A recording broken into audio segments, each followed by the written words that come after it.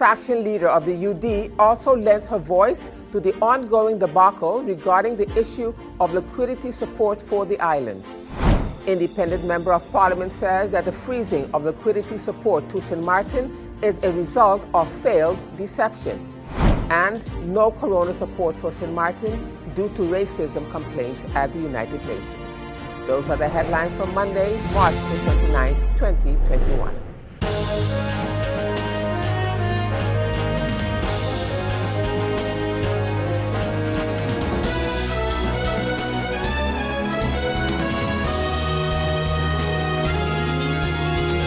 Good evening, viewers. You're watching SXM Daily News, and I'm Valerie Van Putten. Welcome. And as usual, we have a full newscast for you this evening, so let's get started. In our first story, in news out of The Hague, Netherlands, St. Martin will not be receiving financial support from the Netherlands because the island has complained to the United Nations about alleged racism by the Dutch government. Dutch Undersecretary for Kingdom Relations Raymond Knops announced on Friday. The conditions that St. Martin must meet in exchange for support is a return to colonial rule. That is the complaint. It concerns an amount of more than 18 million euros that St. Martin will not receive. The island has long been at odds with the Netherlands about corona support and the related reforms. The establishment of an organization that has to implement the cutbacks and reforms, the COHO, kicks St. Martin against the sore leg. The establishment of the Caribbean Agency for Reform and Development would mean that the island would have to give up too much autonomy. Since 2010, St. Martin has been an autonomous country within the kingdom. The COHO must also deal with the support packages for Aruba and Curaçao. The Council of State, RVS, was also critical of the COHO because the powers of the entity go too far.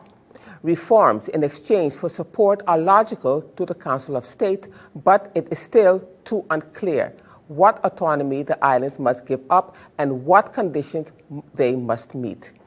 Knops has taken note of St. Martin's complaint with great surprise. He wrote on Friday last that because the country previously agreed to the establishment of the COHO and the proposed reforms, as long as St. Martin is not clear about this, there will be no payment. Earlier, he called the charges of racism nonsense. There is no racist motive. We do not affect the autonomy of St. Martin. Aruba, however, will receive more than 100 million euros in support, Knops said on Friday. Curaçao does not need financial support for the time being. The Netherlands will continue to provide humanitarian aid such as food to the countries if necessary. In return for that help, the countries do not need to reform. And still on the topic, St. Martin will not be receiving some 39 million guilders in liquidity support until Parliament makes clear its position on the recently submitted petition to the United Nations and confirms approval for the Caribbean Entity for Reform and Development, COHO. Junior Minister of Kingdom Relations Raymond Knops stated in a letter to the Dutch Second Chamber of Parliament on Friday last, March 26, 2021. For some time now, St. Martin and the Netherlands have been at odds regarding the conditions under which financial help is being made available to the island. The Parliament of St. Martin is also critical of the proposed entity in its current form and felt that there is a need to make some adjustments. However, to date, the implementation of the entity is yet to be debated in the House of Assembly. As long as St. Martin remains defiant in agreeing to the Caribbean Body for Reform and Development, there will be no financial support forthcoming, the Junior Minister of Kingdom Relations said. While St. Martin will not be getting any financial assistance, Aruba, on the other hand, is to receive more than 100 million euros in support. Meanwhile, speaking to the Voice of St. Martin's news department over the weekend, the Honorable Minister, the Prime Minister of St. Martin and Minister of General Affairs, Sylvia Jacobs, expressed disappointment with the behavior of the Netherlands and in particular the State Secretary. It is really unfortunate that the Netherlands continue to perpetrate this behavior that the Council of State has clearly stated is not fitting within the kingdom. This is exactly what we have been talking about for the past month, as we elucidated yesterday in the press conference that I held together with my faction leader in Parliament. Government has been doing everything within its power, especially since the time that we realized we cannot find liquidity anywhere else to continue with this trajectory. The trajectory includes that we would then have the opportunity to analyze and have a say in the changes after the Council of State's advice.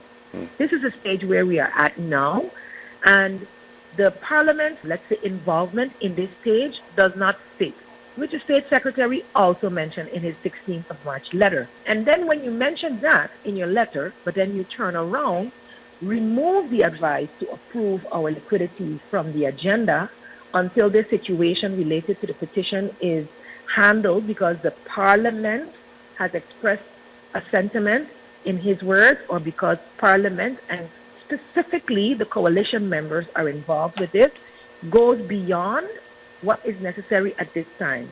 The Parliament opinion is not necessary for you in the Raad van State advice. However, you need it to be able to give us liquidity support on the COHO. Like, that doesn't make any sense. The same Raad van State advice is advising on this COHO. Our coalition in Parliament and other members from day one have expressed that they're concerned that this COHO is usurping our authorities, the authorities of government, the authorities of Parliament, that there is too much power associated with this. We agree that we need reforms. We agree that we're going to work towards those reforms. And if we're going to put an entity for support and oversight, fine. Support and oversight to ensure we achieve our goals that would offer technical assistance and funding, whether via a loan or whether it is a grant. All of that we agree with. We did not agree with all of these extra authorities that the Dutch government felt it necessary to put in. Now it's clear, publicly clear, that those measures were niet gepast, not fitting with the situation, would not achieve the goal, and the Dutch government now wants to insist that even though you are living up to what we agreed to in December, your Parliament seems to have a problem with COHO. Like, that's what the petition is about, Stephen. The petition is about Parliament seeing the government being manhandled, being blackmailed, being forced to go along with a process that we know would require changes down the line. Why even start on a trajectory? Okay? We acquiesced and decided to go on this trajectory. And lo and behold, just like some of the MPs mentioned, as soon as you reach a juncture that you're not in agreement with them on something, they put another stumbling block in front of you. Other MPs, other members over the years have talked about the goalpost moving. This is a classic case. Everything that we as government St. Martin had to do in order to receive the next tranche of liquidity support has been done and agreed upon since March 16th last week, sent to them. According to the technical staff, it's a go. But because the Dutch government doesn't want the international community watching them a certain type of way, they are now saying something has to come from Parliament that is more definitive. The letter they received from Parliament is not clear enough.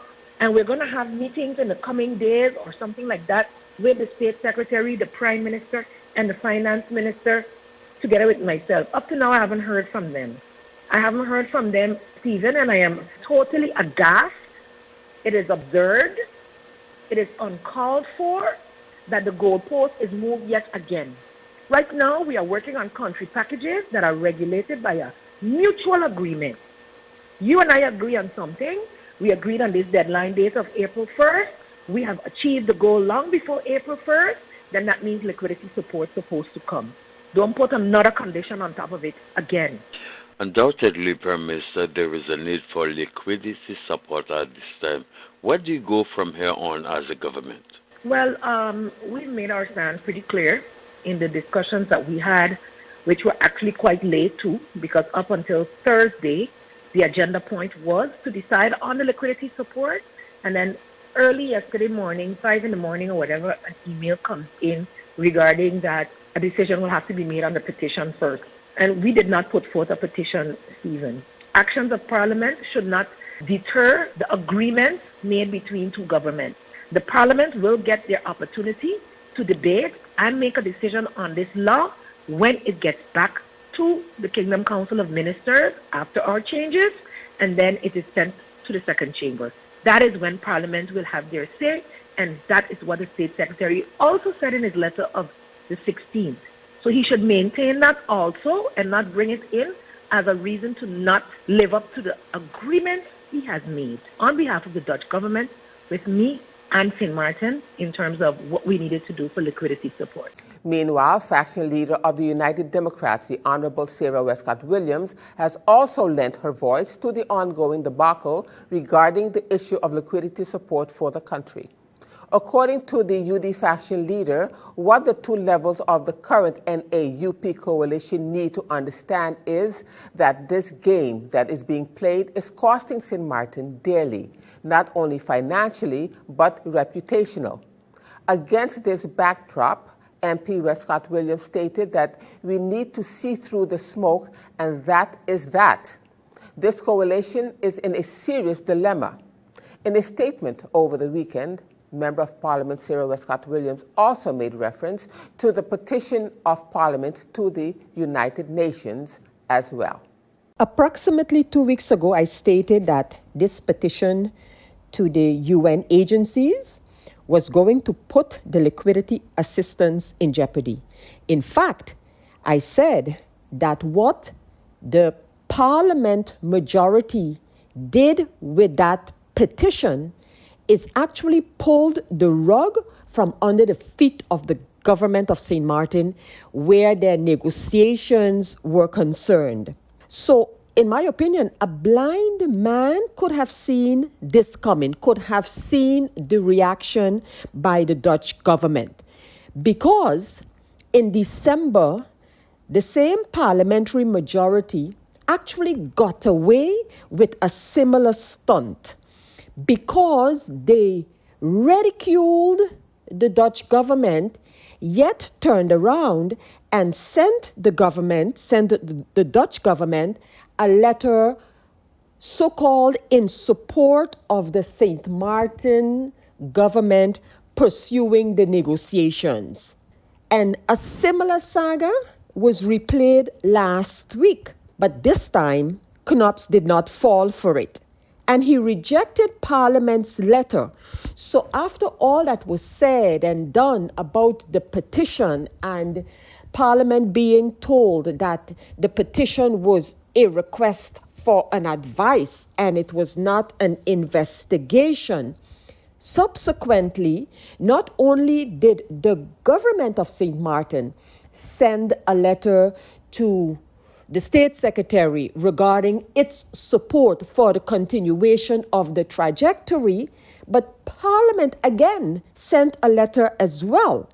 And this letter, however, from Parliament has been rejected by Knops. In fact, the State Secretary is stating that the letter from Parliament brings up more questions than it is providing answers, and than it is providing a level of comfort as to where the Parliament of St. Martin stands with respect to the negotiations, the country package, the implementation agenda, and of course the trajectory for the Coho law.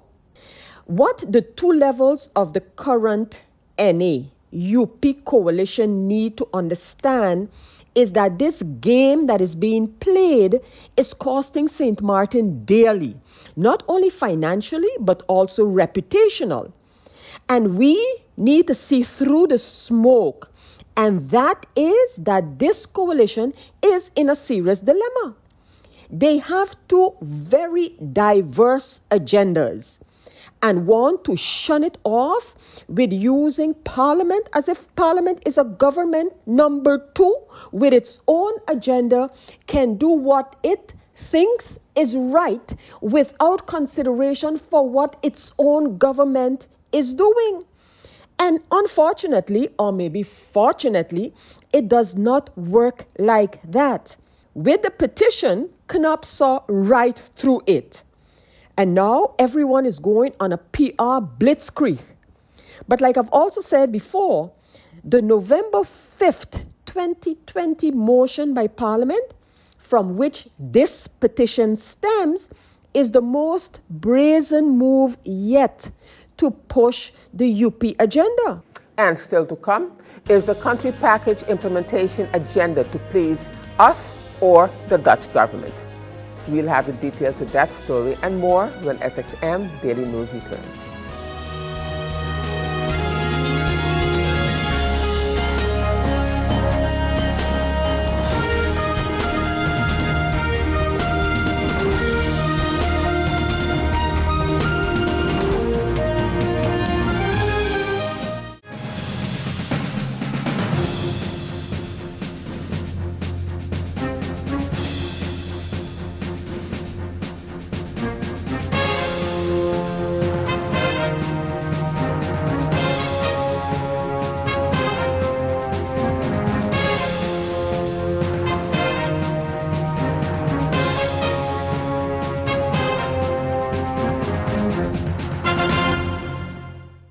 Welcome back, viewers. You're watching SXM Daily News, and I'm Valerie Van Putten. As we continue now in more news, in the meantime, on Sunday, Independent Member of Parliament Christophe Emmanuel said that the freezing of liquidity support to St. Martin by the Dutch government is a result of failed deception and childlike governing by the Prime Minister and her parliamentary support, which, according to him, translates into negligent governance that only hurts the people of St. Martin even more. According to the MP, any proud representative with some backbone would use this opportunity to tell State Secretary Knops to keep his money and his coho. Speaking to the Voice of St. Martin's News Department and in addressing that subject, the independent member of Parliament was asked if he had any alternative suggestions to generate the much-needed liquidity support for the country. I'm not going to deviate or change my stance and position on this whatsoever. My whole thing concerning this situation as it is right now is where exactly does the Prime Minister stand? I mean, one can only be insulted or take on a barrage of insults for so long. Because now you have the State Secretary saying, look, listen, I'm going to continue pushing forward with the coho legislation. But the problem that we are having right now, Stephen, and the position that we are in is solely because of the deception of the Prime Minister. Because at one hand, and which is also a matter of concern to me, where you have KNUP demanding or asking for the position of Parliament. And you hear the President of Parliament saying that he has a majority support, and a majority in Parliament supports the coho. And I would like to know, where is that majority? Second to it, you have the Prime Minister saying to KNUP that she also has a majority support in Parliament. But if that is the case, how it is then at one hand you're also telling him that you support the majority because they are part of your coalition, that is saying what it's saying in the petition. Something is amiss. The Prime Minister is not clear, she's not coming forward, and she's not being truthful with her position. The level of mistrust between the Dutch government, The Hague, and the local government is causing the situation that we are in at present for the freezing of the liquidity. And at some point in time, the Prime Minister and this government needs to put their foot down and say, enough is enough. We don't need the money, and put on your big boy shoes, strap them, and do the hard, necessary things that need to be done. Because, Stephen, when you look at the situation, all the conditions and restrictions that is coming from the Dutch government, that I'm saying to myself, we amongst ourselves as a country can do hard conditions to ourselves as well to get us out of the situation that we are in. But the Prime Minister is guided by fear and can't state her position on anything. What's your position, Prime Minister, on decolonization? What's your position on the petition? What's your position on the coho? What's your position on the raising of gas prices? What is your position? There is no leadership on nothing, absolutely nothing, coming from the Prime Minister, but trying to play all sides against each other and digging us in a hole with our relationship with the Hague, Stephen. No, you're basically saying that the Prime Minister should go ahead and tell Connors to keep his money and his coho. What will be the alternative factor for you going forward, MP? But this, I have been one who explicitly have said from the beginning, we don't need no coho, we don't need no new entity. And this is what you keep hearing, everyone. What's the alternative? What does the coho have to do with money? Is either you're going to help us on mutual grounds, out of respect, out of solidarity, as partners in the kingdom, and we sit down on a table and negotiate and come up with terms and regulations, how we are going to move forward, or you're not going to do it. I don't understand the correlation between an entity of coho and liquidity support. And this narrative is what needs to change. One has nothing to do with the other. Why a new entity needs to be in this country? To disperse money, to give help, to give assistance, to give direction, to give advice. Why? And this is a discussion that everyone is running from. So that's what I'm saying. Keep the coho. And if the Dutch government wants to tie in the coho with money, then keep that as well. You would agree, though, that there is a need for financial assistance. Any suggestion coming from the independent member of parliament, Christopher Emmanuel? But of course, there's a need and assistance for liquidity. But again, do we need that liquidity from the Netherlands when we have the liquidity right here? We have 750 million sitting at APS. Sitting at APS, not my words, but the words from the director. It is sitting there. This is what I'm saying, Stephen. What alternative, what it is we have done? Where did we look? What have we done amongst ourselves to see what we as a country, as an island can do it? And again, if we are going so far to talk about decolonization and all these sort of things, then if I can't borrow or lend from you on mutual agreement and understanding, then don't stop me from doing it elsewhere or get me from anywhere else. And at their weekly press conference, which was held at the Weifel building on Thursday last, member of the anti-poverty platform, Claire Elshot, is querying, is the country package implementation agenda to please us or the Dutch government? She elucidated further. Last week, Friday, the Prime Minister informed Parliament that the Council of Ministers has approved an implementation agenda of the country packages which were imposed by the Dutch government, with the Dutch BZK working organization and the states and the Secretary General platform here in St. Martin. This implementation agenda agreement to please the Dutch government was worked out.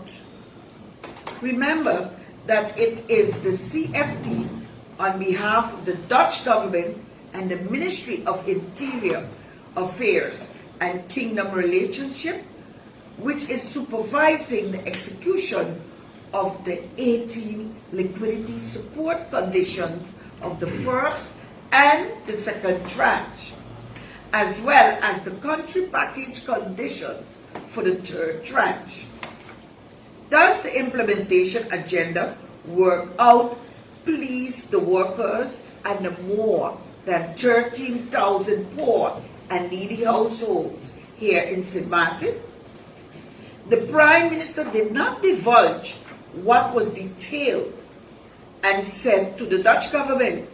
She did not tell us what has changed in the Dutch conditions imposed on the workers and the poor people of St. Martin. Who does the implementation agenda please? The Dutch colonial government and the Dutch capital investors the Dutch government wants to promote, or we the people of St. Martin? When the Prime Minister informs us of having reached agreements with the Dutch civil servants from BZK, and that the Council of Ministers has agreed with the results proposed, she's actually saying that the Council of Ministers has complied with the colonial government in the Hague's condition to be implemented in the coming 7 years on our island to get more loans for liquidity support for from the Dutch government.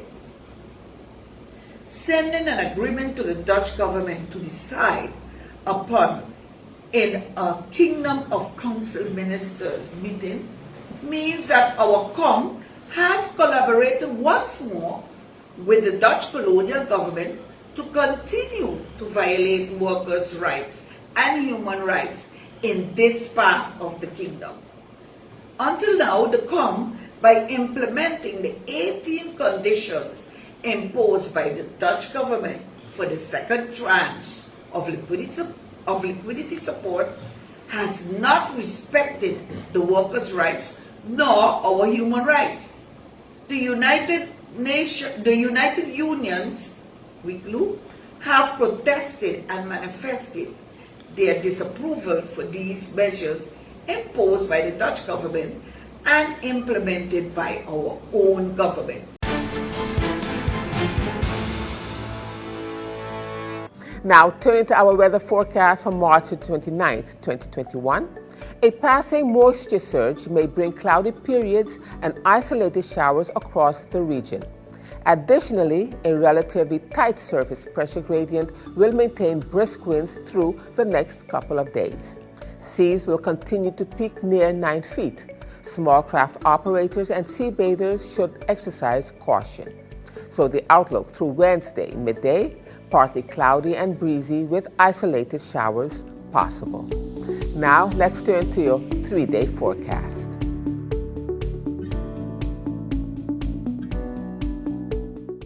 And still to come, several suspects arrested for suspected fraud and embezzlement. And I'll have the details to that story when SXM Daily News returns.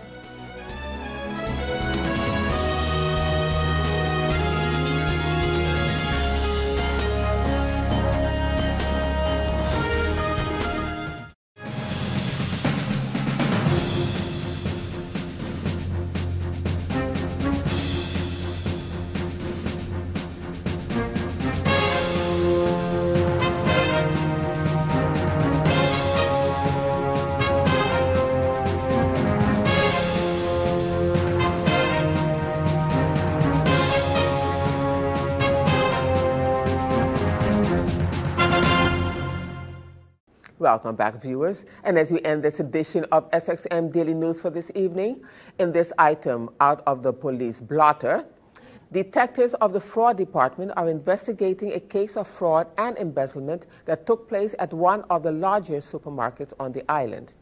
The management of the supermarket made an official complaint to the Detective Department on March the 2nd, 2021, against several employees after an internal audit was conducted.